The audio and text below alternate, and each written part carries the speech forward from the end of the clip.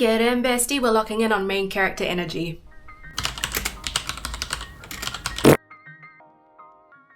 Hello, I'm Sammy from Sparkle Studio. Welcome to my channel where I do tarot readings and vlogs about my 9 to 5 and my small business. I also like to talk things about mindset, manifestation, astrology, and things that help us stay in our sparkle without spiraling, which I've kind of been on the edge of. I have been feeling pretty garbagey, like really anxious and apathetic, and yeah, just really bleh. So over the weekend, I had a really nice hermity weekend where I just took time to kind of reframe my mindset.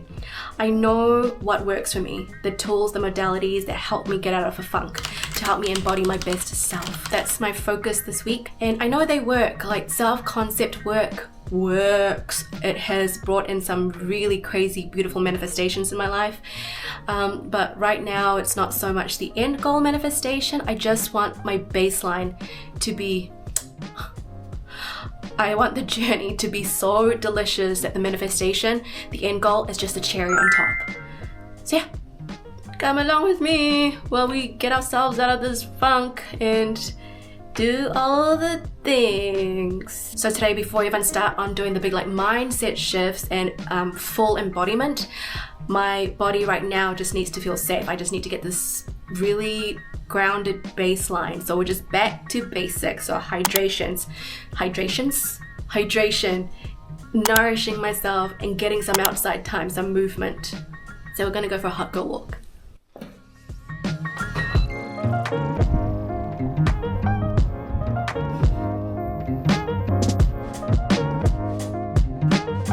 That was a good walk. It was pretty nippy, like my eyeballs feel cold. Gonna have some of this picky juice. It's apple and blueberry. It's so good.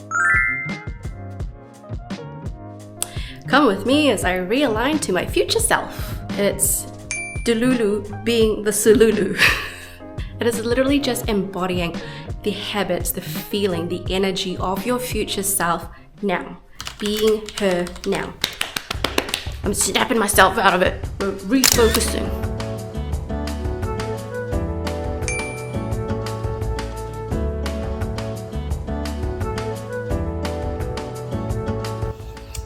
Okay, on the previous page, I did like a brain dump, like a very top level, what I'm calling in, who my future self is, what I'm wanting, how I want to feel, etc.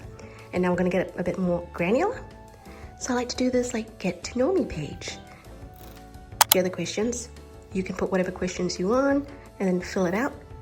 And while you're filling it out, really use your imagination. Really get into that playing pretend, that method acting, like you're doing an interview.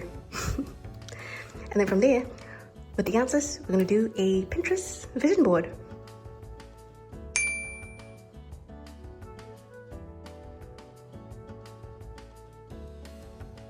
Okay, now that we've got an idea, the vision, is there something in your current reality right now that you can audit to close that identity gap? So, like, if there are things or furniture in your house that you can move around to like feel more like future you and elevated, or whatever that vision is. Or start with your wardrobe. Like, are there clothes that don't feel aligned that your future self wouldn't wear? Get rid of it. Or clothes that you just don't wear because they're special occasion clothes and sweats are comfier. So now that we've gotten clear on who our future self is, what we want to feel like, what we're calling in, and closing those identity gaps so that we can embody our future selves now, I want to give like some tips on how to sustain that frequency. And when we're sustaining that frequency, that's when we lock into our main character energy. First one, gratitude practice.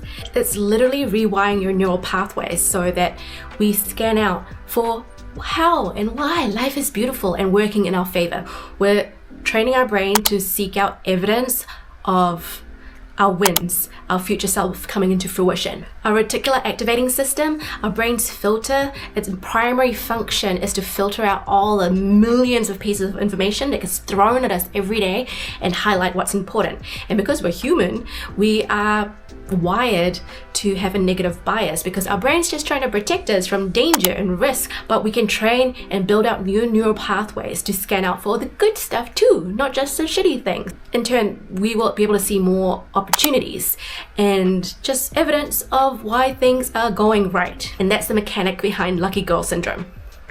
Also, on off days, it's just really nice to have like a journal or a notes app of everything that's beautiful in your life.